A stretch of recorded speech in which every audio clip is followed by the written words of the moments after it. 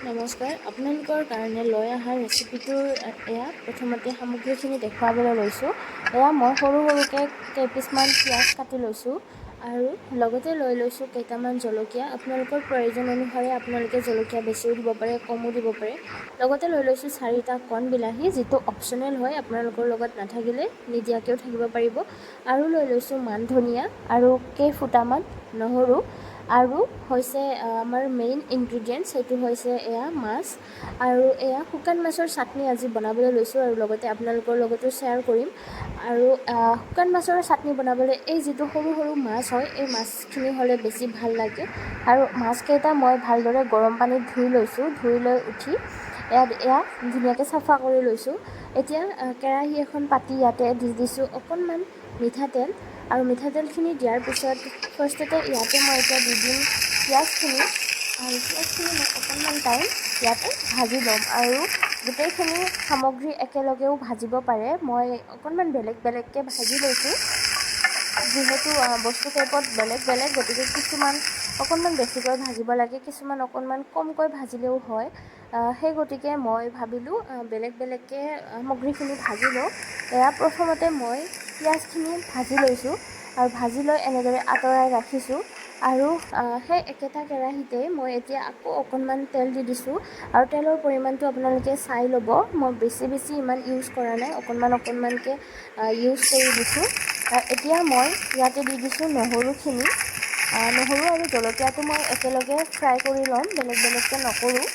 এই দুবিধ বস্তু মই একেলগে ফ্ৰাই কৰি লৈছোঁ, এয়া দেখিছে। আৰু এইখিনি অকণমান টাইম এনেই ভাজি লোৱাৰ পিছত মই এইখিনিও আকৌ বেলেগকৈ আঁতৰাই ৰাখিম। আৰু এয়া আপোনালোকে দেখিছে।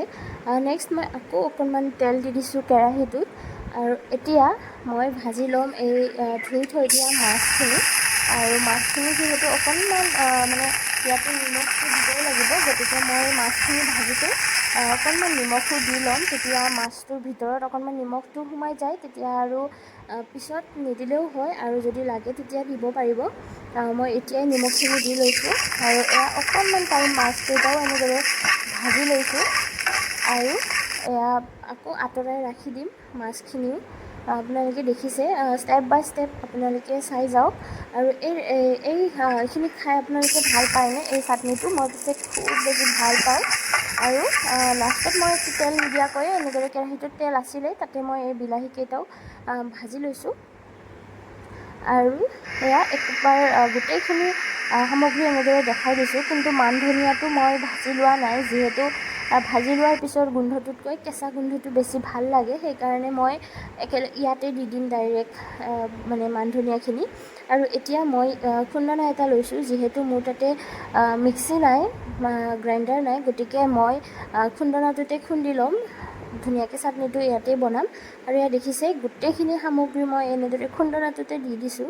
আৰু দি উঠি মই এতিয়া খুব ধুনীয়াকৈ এইখিনি খুন্দি ল'ম। আৰু মানে মিক্সাৰত কৰাতকৈ এনেদৰে যদি আপোনালোকে নিজৰ হাতেৰে খুন্দনাত বা হেৰিত কৰিব পাৰে, তেতিয়া বেছি সোৱাদ হয়। কাৰণ মিক্সিত কৰিলে গোটেইখিনি বস্তু একদম মিহি হৈ যায়, আৰু একদম মিহি হোৱাতকৈ এনেদৰে খালে বেছি ভাল লাগে। মই এনেদৰে খাই বেছি ভাল পাওঁ। আৰু আপোনালোকে মিক্সিটো কৰি ল'ব পাৰে পেষ্টখিনি ধুনীয়াকৈ। আৰু এয়া দেখিছেনে, ইমান ধুনীয়া হৈছে, একদম মানে দেখি খাওঁ লাগি যোৱা একেবাৰে। আৰু আপোনালোকেও এনেদৰে ট্ৰাই কৰিব। আপোনালোকে যদি খাই তেনেহ'লেতো কেনে পাইছে জনাব। আৰু আপোনালোকে নিজেও ট্ৰাই কৰিব যদি খাই পোৱা নাই আগতে। আৰু আশা কৰিছোঁ আপোনালোকে ভিডিঅ'টো চাই ভাল পালে। যদিহে ভাল পালে তেনেহ'লে লাইক, কমেণ্ট আৰু শ্বেয়াৰ, লগতে মোৰ চেনেলটো ছাবস্ক্ৰাইব কৰি দিব। আজিলৈ ইমানেই আছিলে।